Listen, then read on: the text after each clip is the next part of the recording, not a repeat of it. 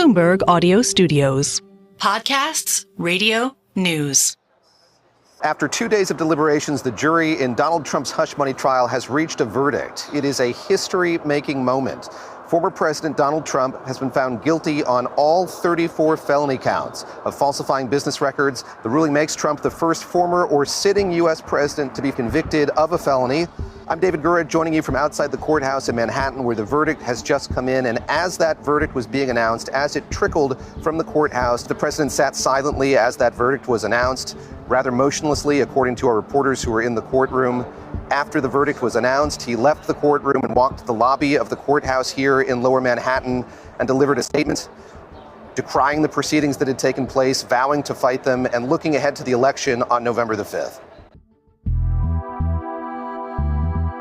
Today on the show, what the outcome of Trump's trial in Manhattan means for the former president.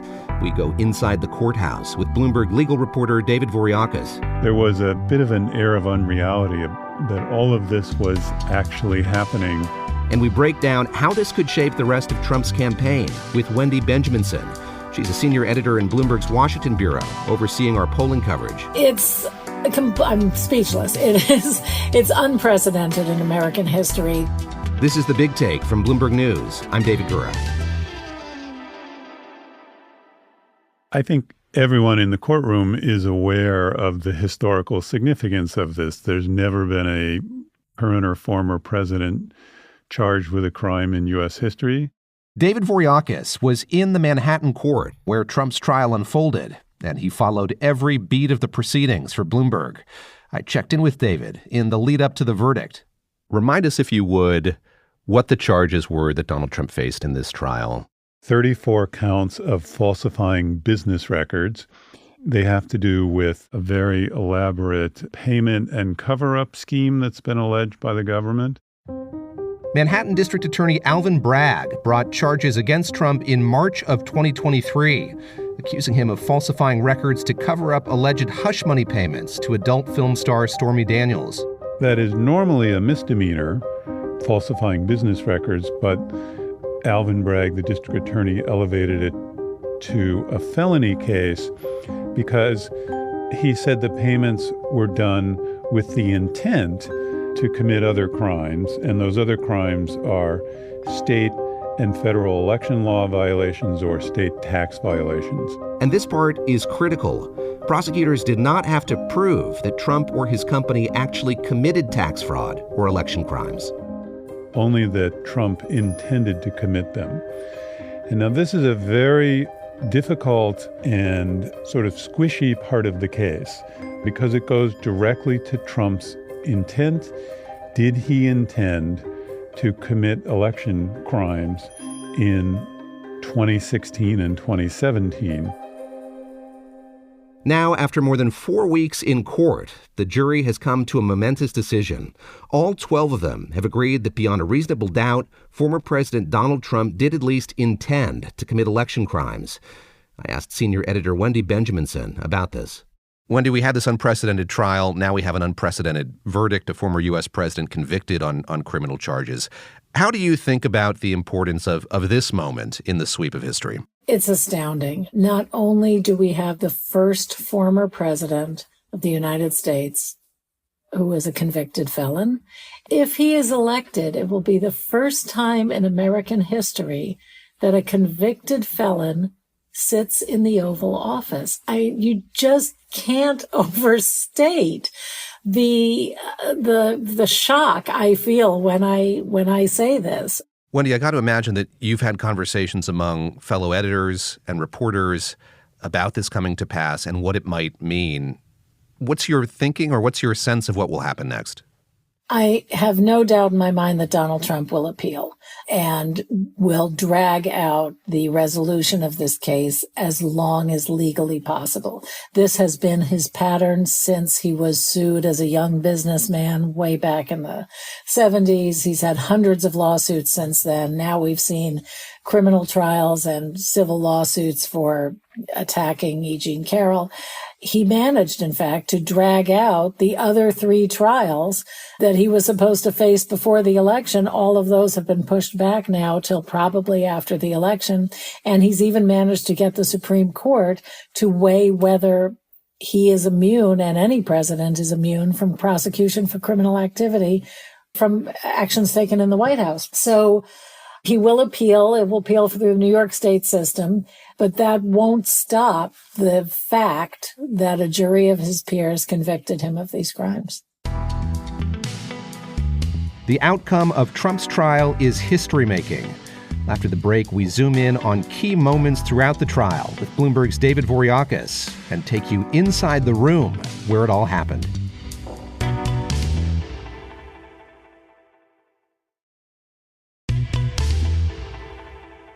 David Voreacos has covered countless trials in his career. I sat down with him near the end of this one, just before the closing statements, and he told me even beyond the big picture significance of this case, the day-to-day proceedings were different than most cases he's covered.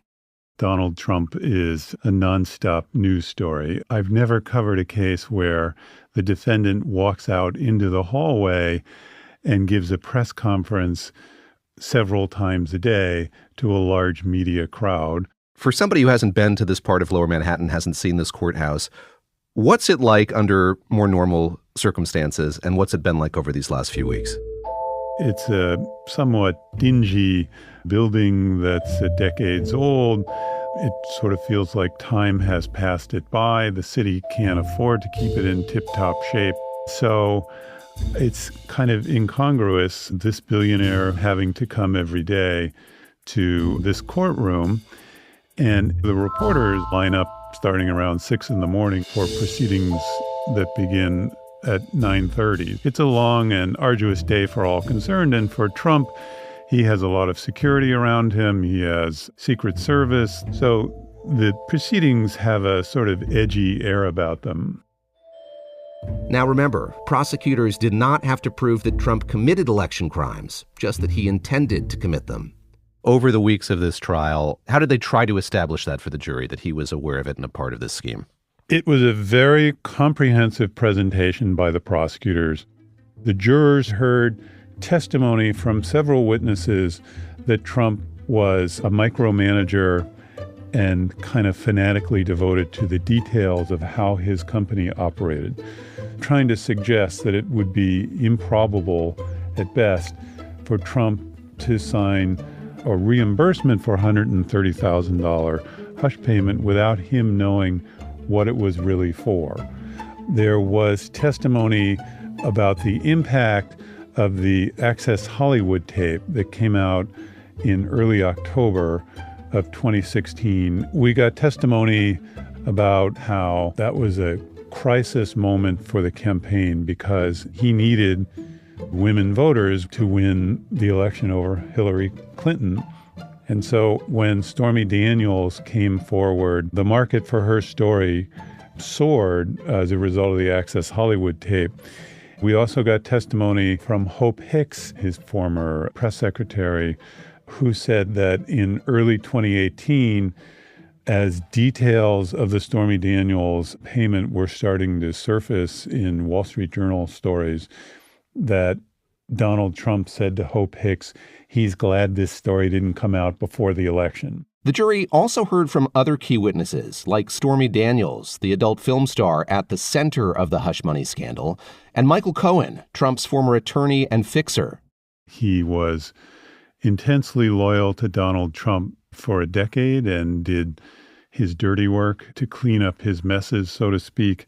He's now an avowed enemy of Trump. There was also David Pecker, the former publisher of the National Enquirer, who testified at length about how the National Enquirer went out of its way to boost Donald Trump's campaign and attack his enemies and look for stories that may be damaging to Donald Trump about women and tell Michael Cohen so he could alert Donald Trump.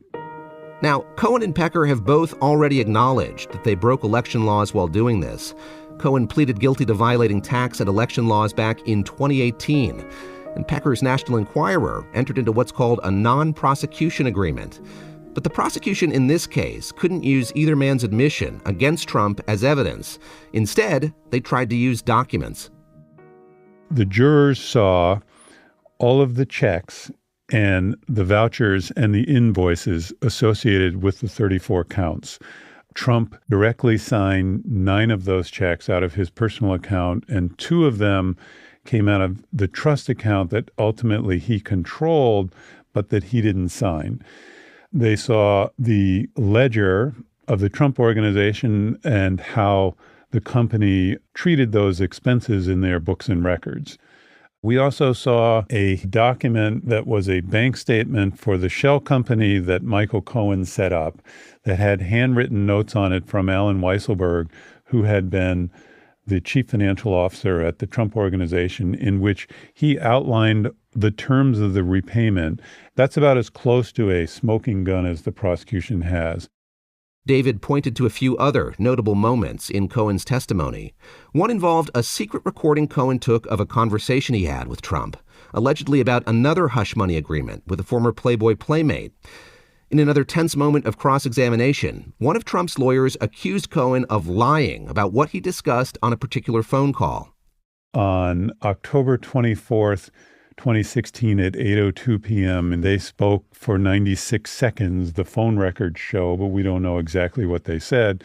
There was one other moment in the Cohen testimony in which Cohen essentially admitted that he stole $30,000 from the Trump Organization. Meanwhile, Trump's defense team made the case that Cohen is a liar and a fraud. They also argued it wasn't election results that drove Trump to try and cover up this story. It was concern for his family. I've done some trial coverage before, and I think what's so interesting about it is how much of a contained drama it is. You're in this universe largely controlled by the judge, and you can kind of forget what's happening outside of that room. In some courts, can't have a phone, access to the internet. Here we sort of saw that wall breaking down a bit. You mentioned a moment ago, Donald Trump would speak to the press, often many times a day during these proceedings. How much did that come into the courtroom? How much were you aware of that as a reporter covering it? Everyone in the courtroom was aware of what Trump was saying outside. There were pool reporters who would send reports instantly. So by the time Donald Trump sat down again in court, say after the lunch break, everyone knew what he said in the hallway. And so you had this incongruous situation where people were aware of what he's saying on the outside, yet in the court itself, Donald Trump remained silent. And he had the opportunity to testify and, in fact, had said several times that he would testify. But when it came down to it, he elected not to testify. Were you surprised that he didn't testify? I was not surprised. His lawyers didn't explain, but it seemed obvious that it posed a lot of peril on cross-examination. While Trump didn't take the stand, David told me he was still the center of everyone's attention. I mean, he's the story. All eyes are on him at all times. So everyone wants to know, what is Trump doing? How's he reacting? There were cameras in the court that would show his face.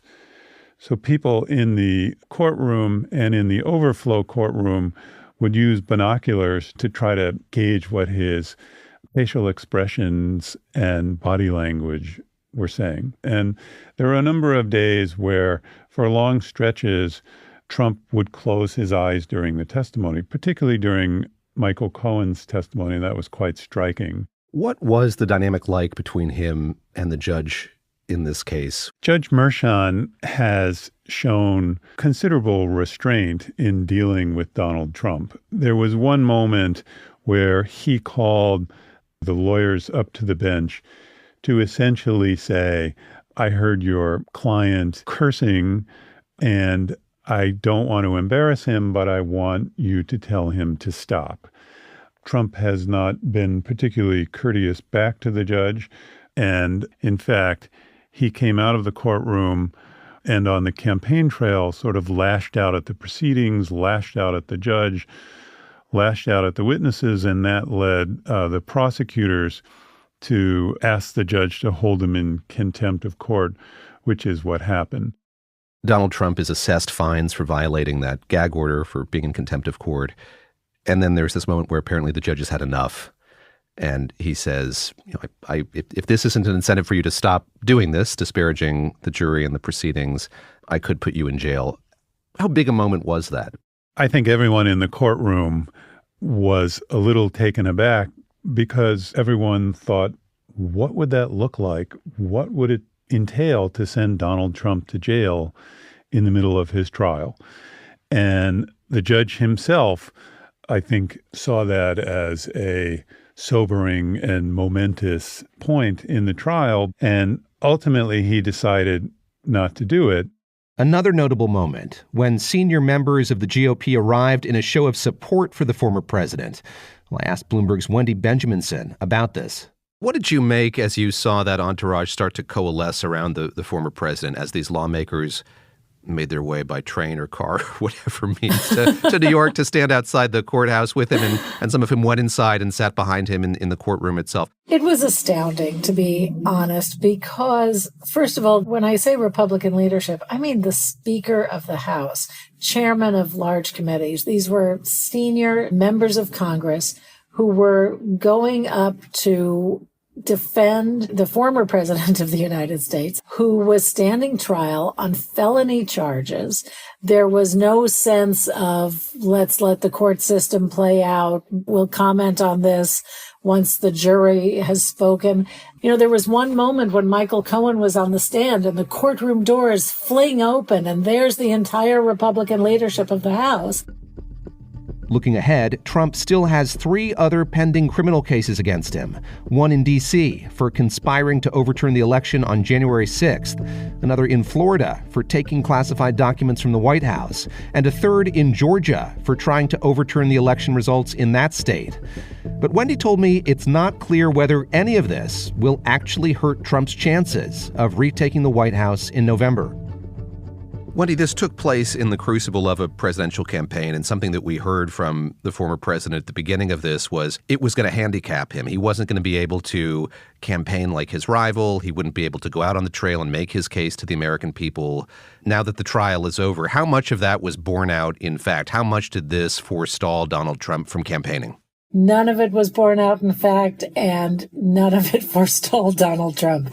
He managed to finagle a Wednesday off every week. So he had Wednesdays to campaign. He had the weekends to campaign. And he had a news conference almost every single day he was at the courthouse. Am I right to assume he's going to use this as a tool, certainly a rhetorical tool on the campaign trail? I turn to you as somebody who is so familiar with the polling data. What is your sense of how resonant that will be? Well, I think we will never hear the end of this, to be honest. He will say that he is a victim of crooked Joe Biden. I'm using his words.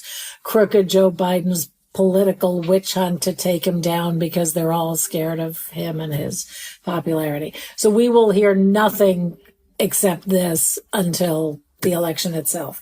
A few months ago, we asked people, would it change your vote if Donald Trump were convicted of a crime before the election? Half of voters said it would affect their vote. Certainly, it shows that half of the electorate will take a step and start thinking now that he is convicted. How much do they really care about sort of Donald Trump in the courtroom facing criminal charges? I actually think they care less than either we or the Democrats or Donald Trump himself thinks. Our polling shows that the economy remains by far the number one issue. 35% of swing state voters have consistently said the economy, house prices, grocery prices, interest rates is what's driving them to the polls. When you get to the Democrats, you add abortion rights to that. Immigration is a top issue. But Trump's criminal tribulations have never been the driving force that Donald Trump portrays it to be. They really are worried about their own lives, their own pocketbooks, and those of their children's. This is The Big Take from Bloomberg News. I'm David Gura. This episode was produced by Julia Press. It was mixed by Alex Segura and fact-checked by Adriana Tapia. It was edited by Aaron Edwards, Laura Davison, Angela Moon, and Eric Larson. Our senior producers are Kim Gittleson and Naomi Shavin. Our senior editor is Elizabeth Ponso. Nicole Beamsterboer is our executive producer. Sage Bauman is Bloomberg's head of podcasts. Thanks for listening. Please follow and review The Big Take wherever you get your podcasts. It helps new listeners find the show. We'll be back tomorrow.